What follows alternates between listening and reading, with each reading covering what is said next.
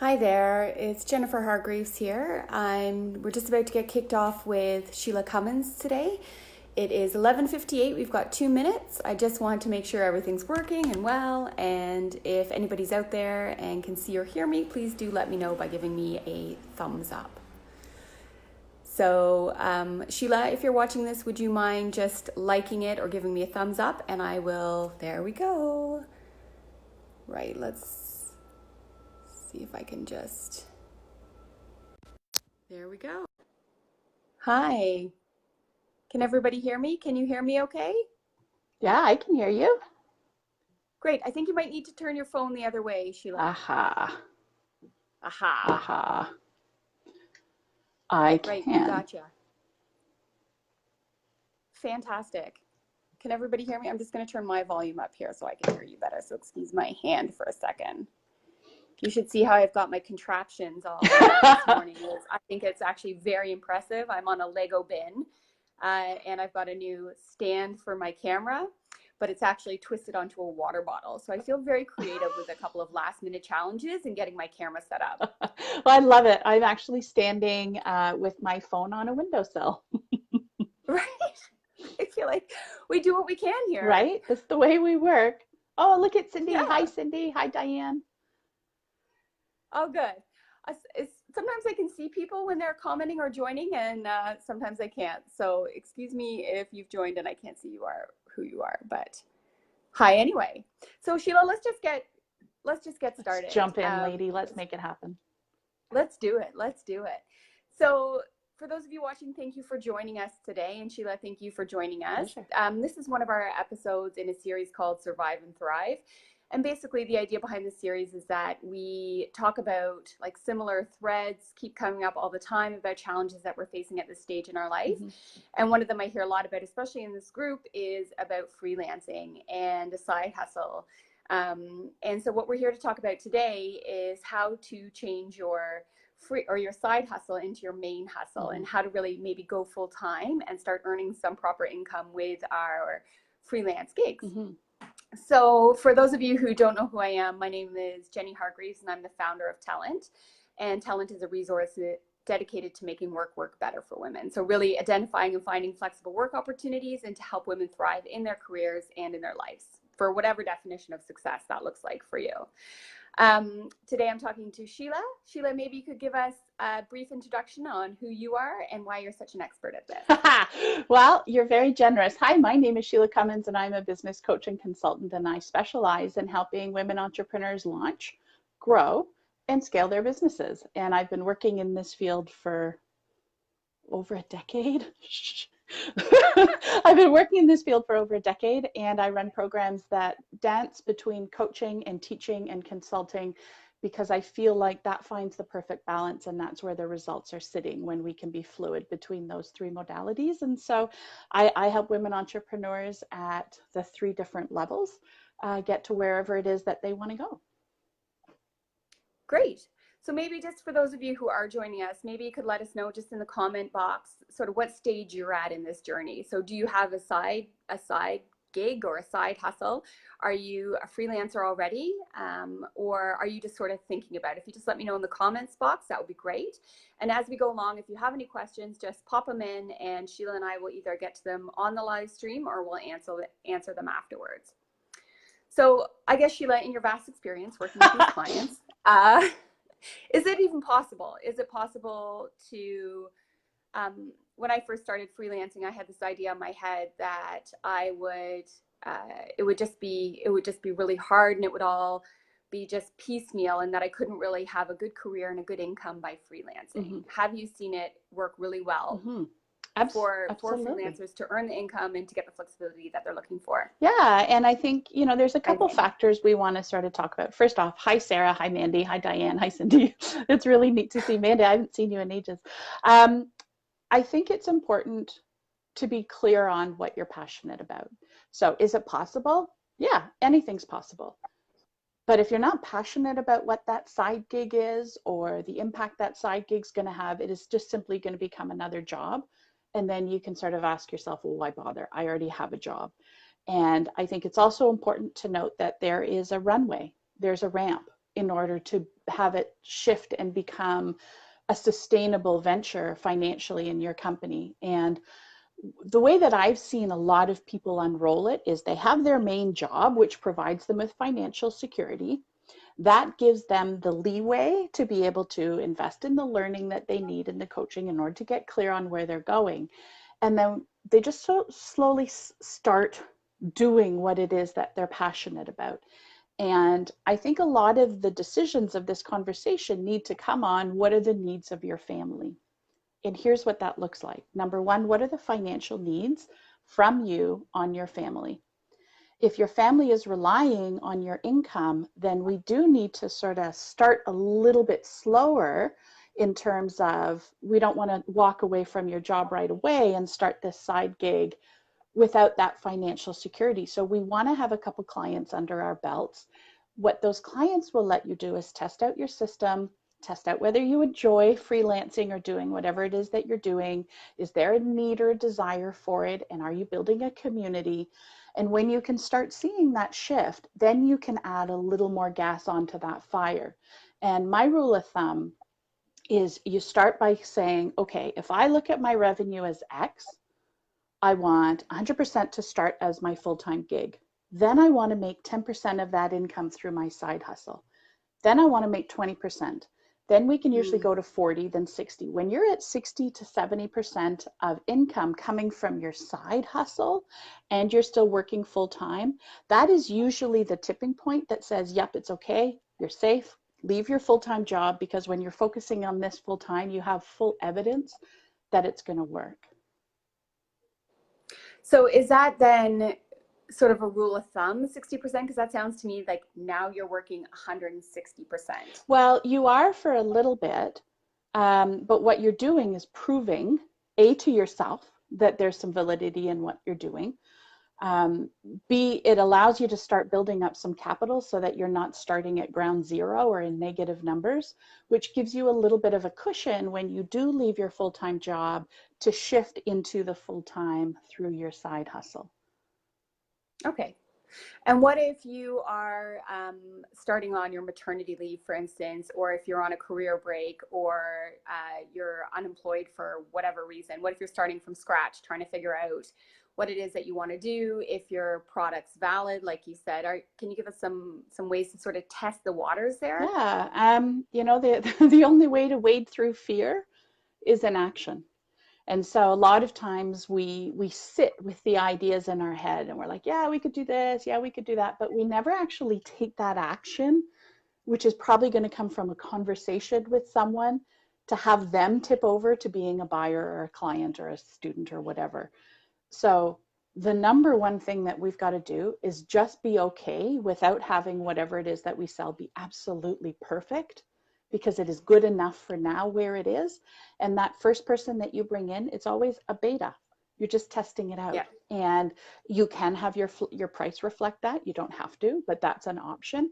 But it's the biggest barrier, Jenny, is just getting started and making that offer and just being brave enough to say, I have this service to offer. I see that you need it. Let's talk about what this could look like.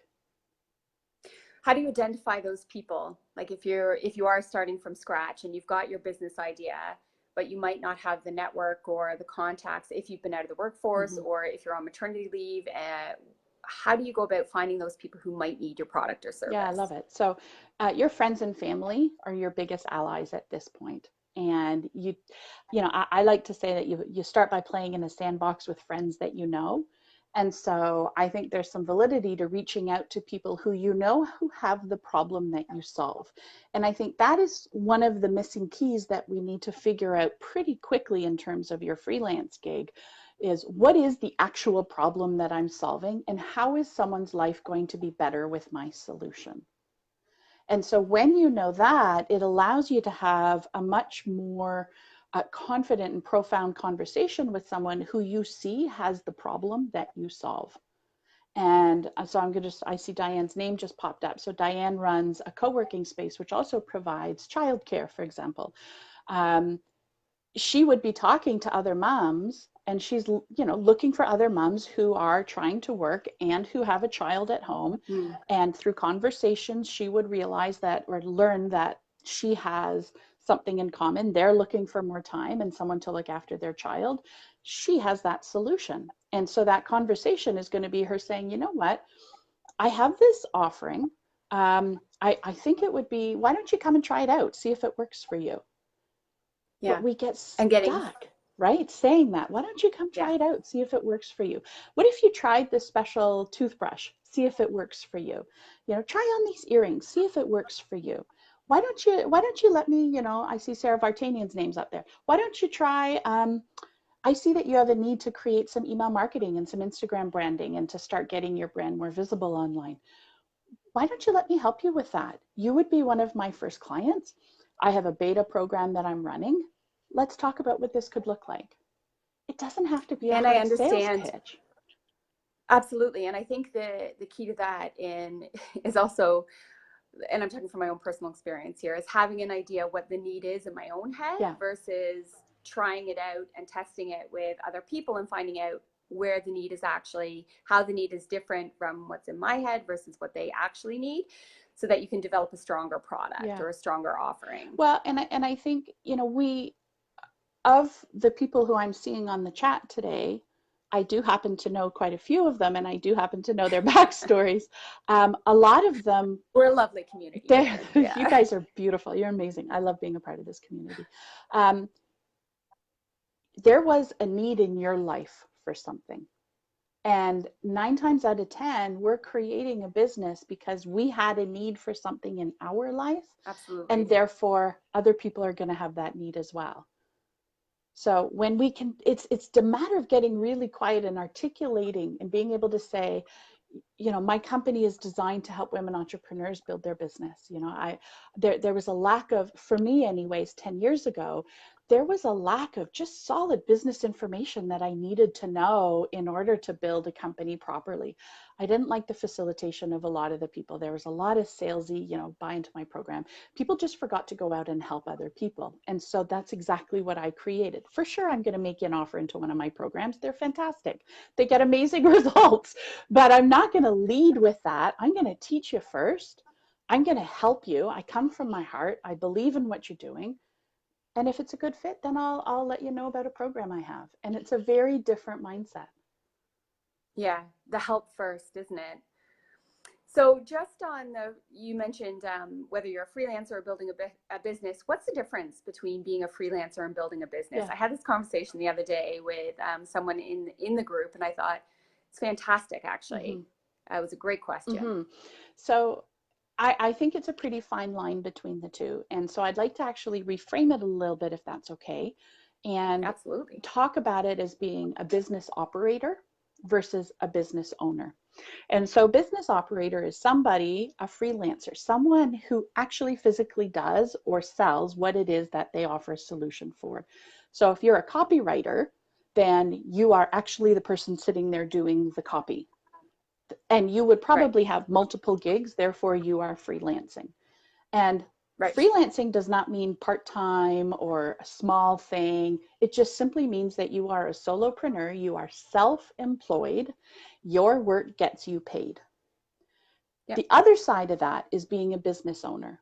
And that's where you have a role within your company and other people also help support you to deliver what it is that your company does.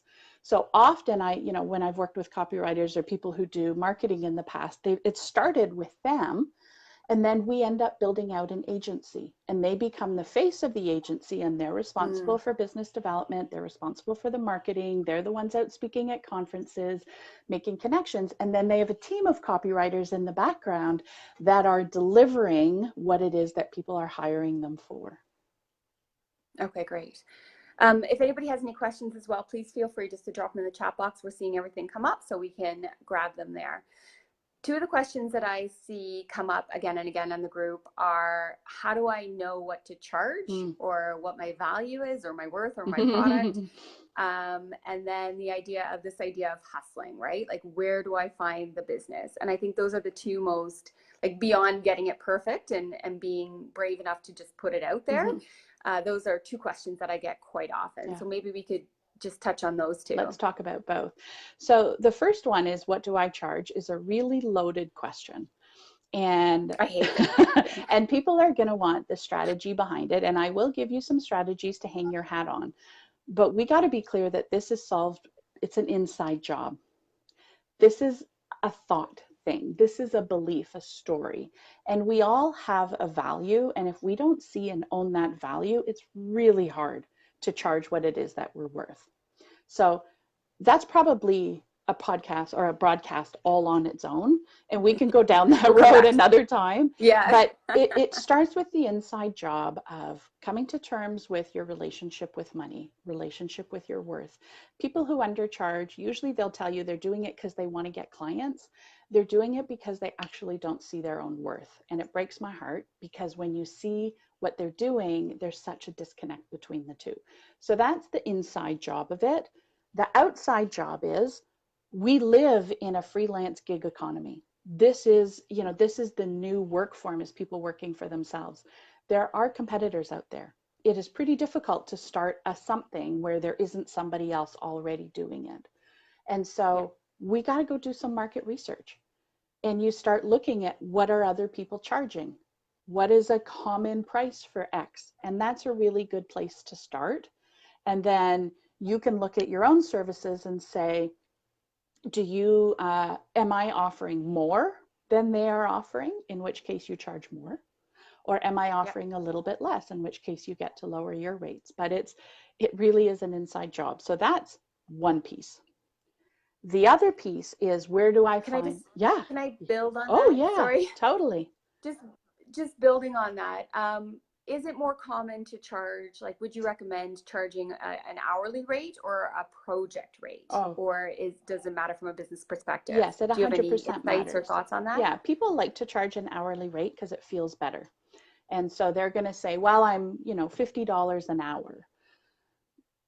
But the thing is, that's so ambiguous, because people are not buying your time. They're buying the results of what it is that you do. And so if you're a virtual assistant and you say, well, I'm $50 an hour, and the person's like, okay, well, I want you for 1 hour a week, and this is what I want done, and it takes you 3 hours. Okay, you'll get 150 for it, but you might also get that same result in 2 hours.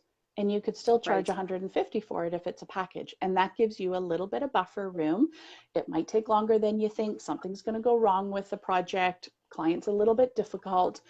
I've sometimes advised some freelancers to add what I call a PITA tax. I don't know if I should tell about this, but it's a PITA tax, a pain in the ass tax. And so if you know that a client is going to give you a hard time, they are going to take more of your time. Have that reflected in the package. But it is very normal to start trading time for money. And that is a very valid place to start. And it's going to catch up to you at some point. And so if you can be looking at what people are contacting you for and starting to create a package for it, that's going to be to your benefit. And in fact, it's beneficial for the person who's hiring you as well, because it allows them to balance their budget. So they know exactly how much to budget for your work, so nothing is left to chance. And they're clear on the results, as you said, because you're paying for results versus hourly rate. Exactly. They're not paying for your time. Yeah. I quote on project, and I have to agree. I started because somebody asked me for an hourly rate, and sometimes it takes me a bit longer to scale up, and I don't feel right about charging people for learning. So I tend to go on the package rate, but I've heard many people ask on both sides, the hourly versus project. So great insights. Okay. Sorry, continue. No, not at all. Well, the other thing that you asked is, well, how do I find my clients? Yes. Birds of a feather, what's the expression? Birds of a feather flock together? Oh, Birds of the same feather flock together. Like attracts like. And so if you're struggling with something, then you probably are going to find other people that are struggling with it as well. So as the new business owner or someone who's starting out, the one thing you want to do is give a place for people who might need you to connect with you. So you might choose to do that at networking events. You might choose to do that through an email. You might choose to do that on Instagram, Facebook, LinkedIn, Reddit, Tumblr, Twitter, Pinterest, like Just pick a whatever. platform. Choose a platform and stick with it. Yeah. And then you want to find other people who are also serving your market and start following them and commenting on some of their stuff and getting to know them. And the one thing that I stand behind is being someone who is in what I call an attraction marketer. So there's a lot of people out there who are doing push marketing, and they're pushing their stuff on you and they're repelling people away. Attraction marketing is when you stand for something and you come from a place of service and you teach others. We all are an expert in some way, shape, or form. That's why we're in business. We can solve a solution. We have a solution. We can solve a problem because we're an expert in a field. And so there is a huge place to be sharing that expertise with a community of people who have similar challenges. And when you come into that place of teaching, that is the fastest way to build a connection with someone. You've heard it as the know, like, and trust factor, KLTs. Yeah. It's the fastest way to build a connection with someone. And through those connections, you shift the conversation to be more personal. Then you might, it all depends on your sell point. You might invite them to a call. You might invite them to your co-working space. You might invite them to come to a class that you're hosting. You might invite them to join you at a networking thing. Who knows what it is? But you make an invite so that you shift them from just being a part of your community to being somebody who you know. We're all in the people business. No matter what you sell, no matter what service you provide, there's a person on the other end who's going to buy it. And so our job is to connect with that person and make the whole experience meaningful. And people love to be heard. They love to be seen. So hear and see them, connect with them, chat with them. It's personal. Absolutely. And I think to your point at the beginning about just doing, like getting into a habit of just doing and putting yourself out there. Yeah. I don't think you have to start on LinkedIn or at a networking event putting yourself forward. I believe you can start with your neighbors, with your friends, like you said, with your family on the school playground, especially if that's something has come up and you're creating a product or service that is in your situation. You're talking to these people who are in similar situations every day. Yeah. So being of service and helping people in the playground or at the coffee shop or where these conversations come up is a great way to start. And I feel like it doesn't you don't feel like you're out on a limb or doing anything too crazy. They're just simple helping people, being of service, being helpful first. One of the barometers that I have for a sales conversation is, have I enjoyed the conversation? Have I enjoyed that person? Are they someone who I want in my sphere or who I genuinely down in my gut know without a shadow of a doubt that I can help? And what it does when you're coming at it from that angle is it shifts that conversation from being a bit laborious and uncomfortable to just being one of joy and fulfillment because you're simply connecting with another human being. I've heard that said before about sales in another group where we're talking about sometimes some of us struggle to promote ourselves or talk about some of the things that we're doing. But somebody asked me, like, do you really believe in what you're doing? And do you think you're helping people? And yes, I do. With my whole heart, I believe I am. So then the question is, well, why aren't you helping them then? By not telling them, you're not helping them. Or by not talking about it, you're not helping them. So just remember why you're doing it and your true belief, like you said, that you are helping people and that people should know about it and probably want to know about it. One of the, when you're in that situation where you're feeling like, oh, I'm feeling salesy, I don't really want to make an offer, I'm feeling uncomfortable, it's because you're focused inward on self. And that's where that shifting to a place of service to others, and we're teaching or sharing something of value, or, even writing a comment on somebody's post where there's some help in the comment. Shifting outwards to that place of service will put you in that space to remove the salesy element from it, because it's not all about you. It's all about them. Great. Yeah. Do we have any questions from anyone who's been joining us on this live stream right now?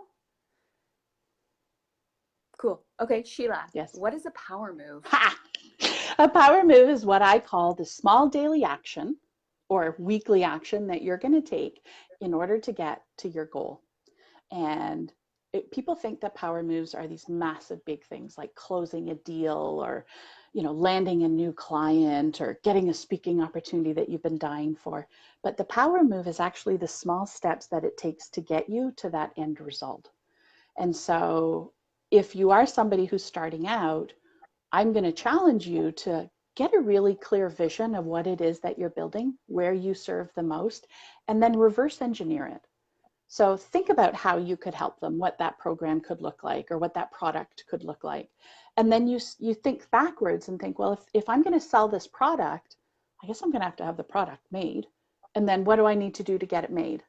And then you start working backward. What do I need to do to get it designed? Start working backwards.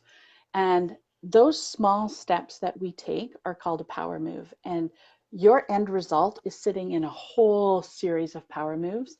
And often we get caught in these mundane tasks that have no impact anywhere.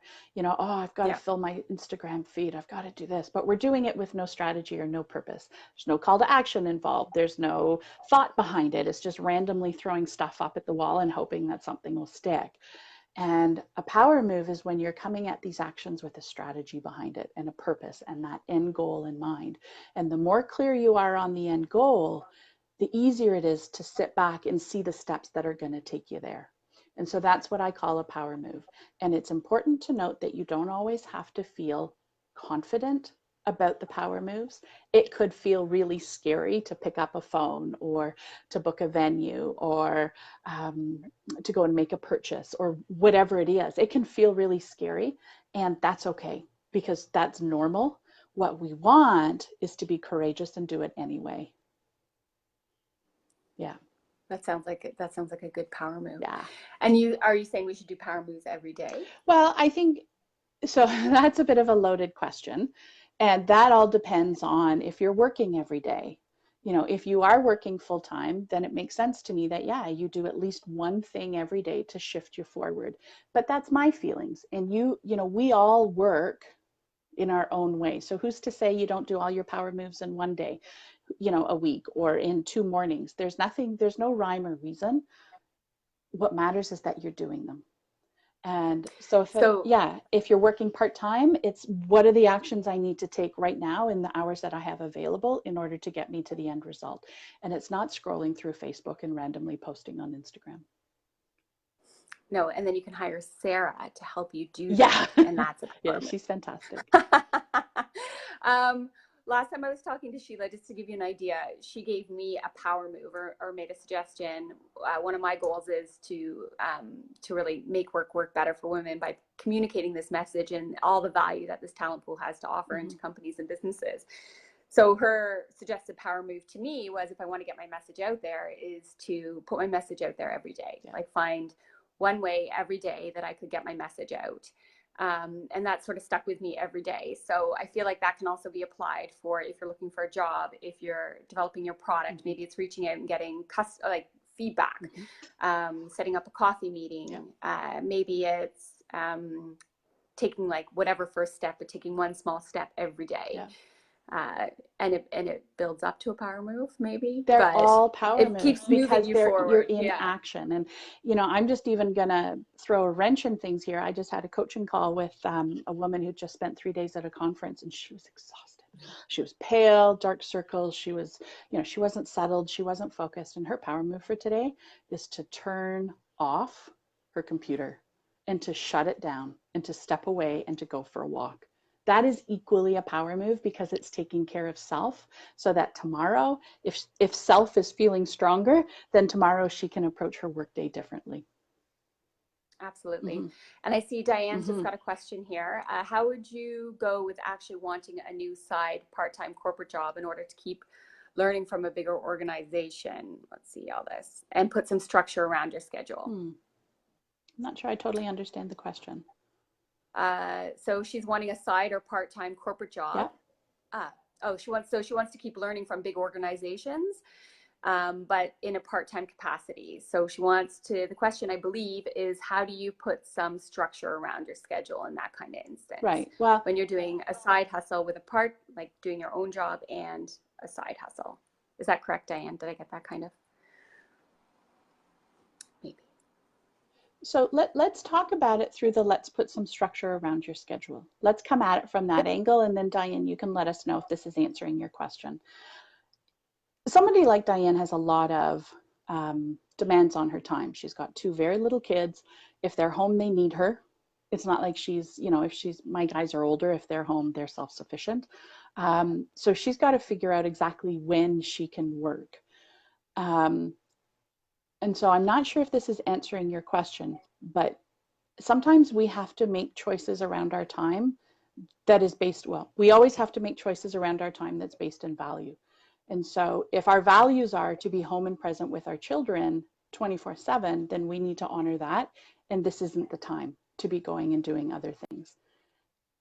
Or you can do it during nap time or throughout your day. If the value is to spend quality time with your children and have quality self time where you're looking to be learning and growing your business on the side or whatever, then we need to make accommodations to do that. And it doesn't involve a TV or, you know, Bob the Builder is what it was in my house. We sometimes need to get creative with getting our kids out of the house so that we have that space to be able to focus. And for a lot of women, that challenges their beliefs and their values of, you know, am I a good mom? Well, I decided to leave my job because I wanted to stay home. And that's where you get to make your own decisions. But at the end of the day, we are 100% responsible 100% of the time for how we choose to spend our time. And so if we're choosing to spend it with our kids, then that's fantastic. We've got to give ourselves some grace and know that whatever we're doing on the side is going to take a little bit longer. If we're decided and we're choosing to have a little bit of both in our life, then we need to make accommodations and choices to support that. But we just got to be okay with the choices we're making. And own them. And I love that you're saying this, because this is like to my core, what I believe, and getting to the realization of what you're saying is actually took so much stress and pressure off me on what I should be doing or shouldn't be doing and how I was feeling about everything, because I owned it. So I owned that I did want to be a present parent, and I owned that I did want to work and grow my business. But I realized that in making that choice and having those two pillars be equally as important in my life, sometimes that meant that I had to get extra coverage for childcare. Right.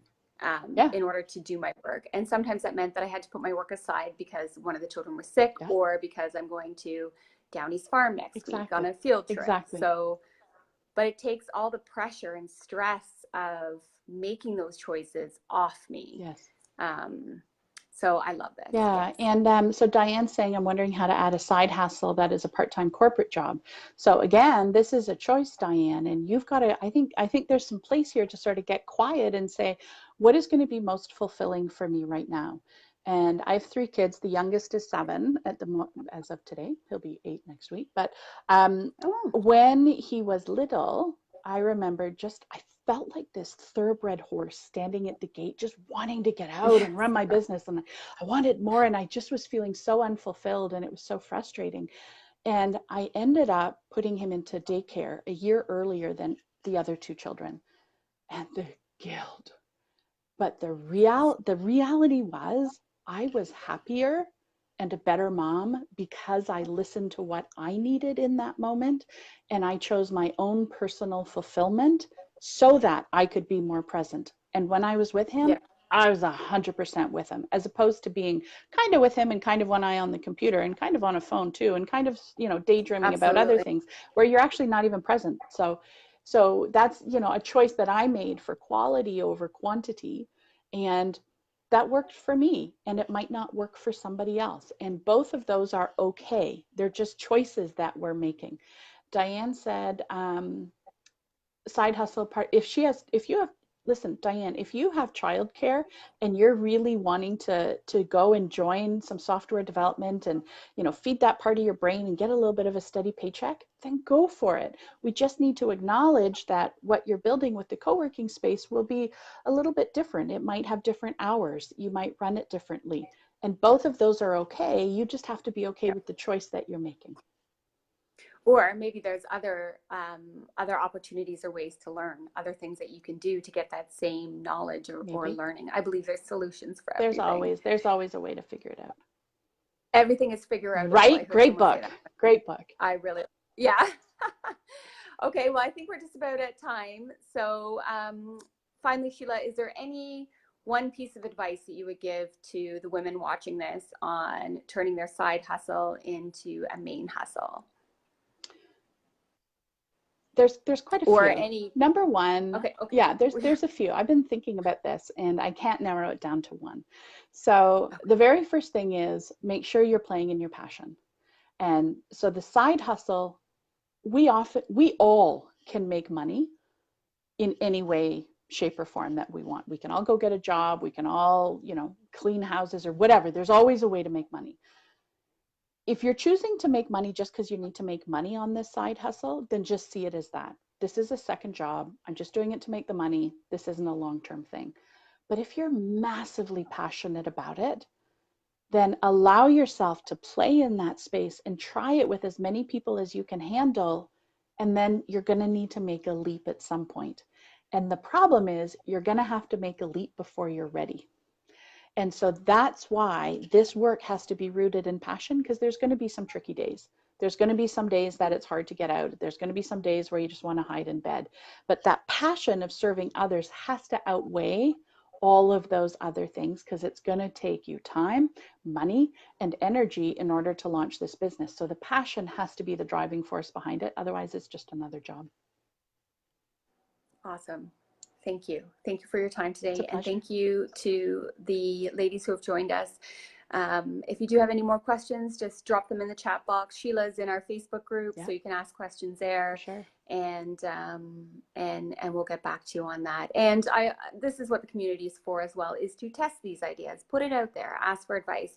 And the community has been really great at doing that. And I would encourage you to respond and answer the questions and position yourself as an expert and just start putting it out there. Because as Sheila said, sometimes you just have to push past that terror barrier and try it out. Yep. So I encourage you, this is a safe spot to do it. Please do. So that's it. So good luck, my friends. And Sheila, thank you so much for coming on today. It's a pleasure. Thank you for having me. No worries. Okay, thank you. Bye, everyone. Take care. Bye.